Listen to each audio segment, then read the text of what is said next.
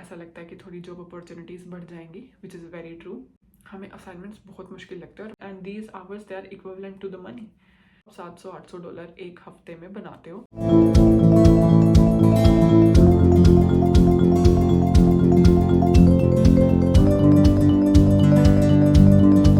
Hello everyone, welcome to Australia वाले। आज की वीडियो में हम लोग बात करेंगे कि इंटरनेशनल स्टूडेंट की लाइफ होती कैसी है। तो इंटरनेशनल स्टूडेंट की लाइफ अगर मैं एक लाइन में बोलूँ तो it passes too hard and too quick. Too hard because it's all about assignments, study, work, job, travel, you know. And when I say too quick, क्योंकि आपको टाइम का पता ही नहीं चलता, कब सुबह हुई, कब शाम हो गई, कब अगला दिन हो गया, कब हफ्ता चला गया, कब महीना चला गया, कुछ नहीं पता चलता।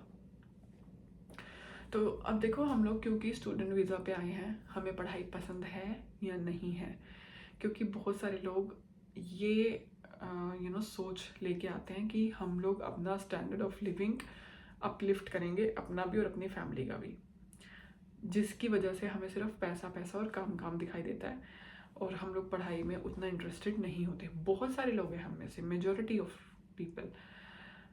तो उसकी वजह से ना हमें पढ़ाई बहुत मुश्किल लगती है, हमें असाइनमेंट्स बहुत मुश्किल लगते हैं और हमारा मन भी नहीं करता है करने का। But you still have to do it, क्योंकि यही आपकी वीज़ा की कंडीशन है और इसी की वजह से आप यहाँ पर हो।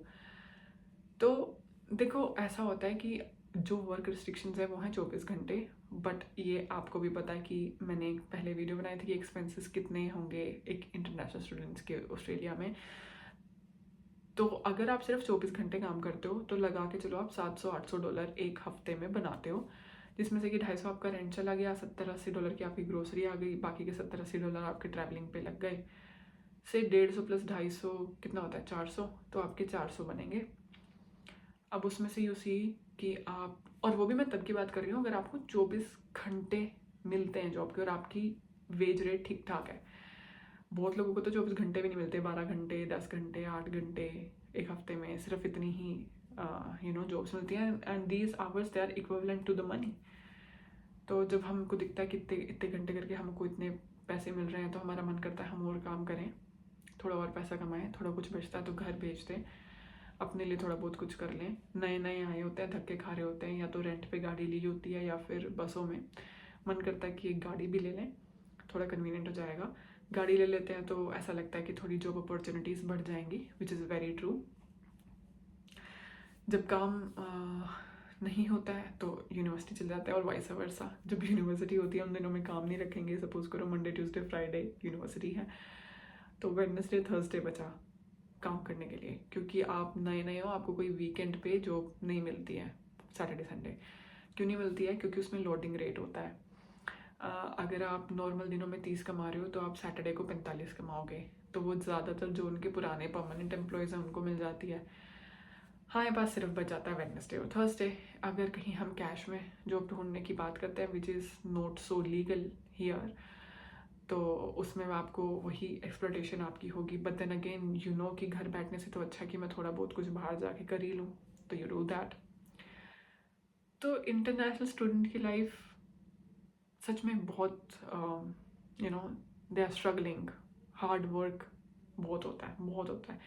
आप सुबह अपने काम पे जाओगे, सपोज करो आपको सेम डे यूनिवर्सिटी है तो आप थोड़ा सा काम कर लोगे सुबह, then you go to the university, और मे भी सुबह आपने यूनिवर्सिटी कर ली, then you go for a night shift, खाना बाहर खा लिया नहीं तो आके भूखे पेट सो गए। That's how the life is here. थोड़ा सा स्ट्रगलिंग पार्ट है, क्योंकि ऑलमोस्ट देखो सभी बच्चे आकर यहाँ पर कोर्स चेंज करते हैं।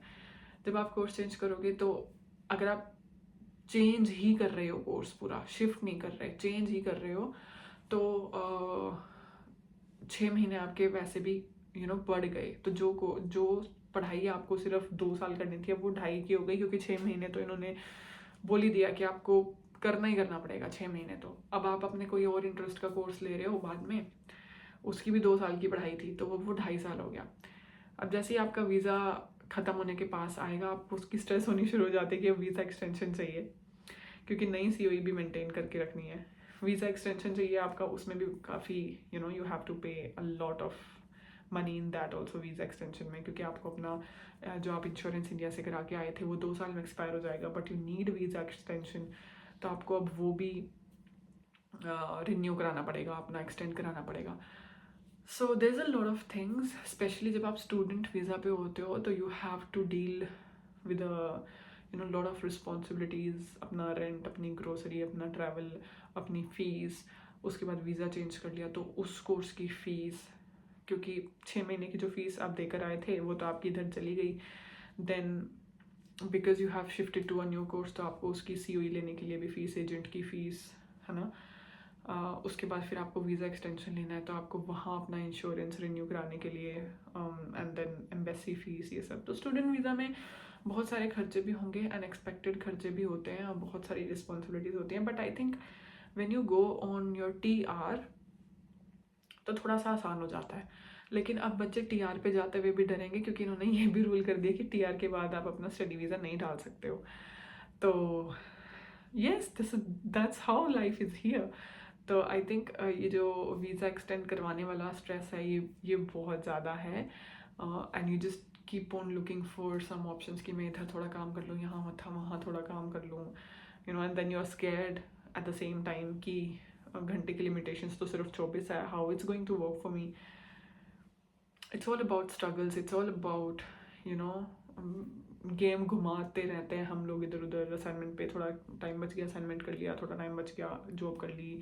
जिस दिन यूनिवर्सिटी नहीं है उस दिन अपने एम्प्लॉयर को बोल दिया कि आप हमें इस दिन शिफ्ट्स दे दो. So it's a lot.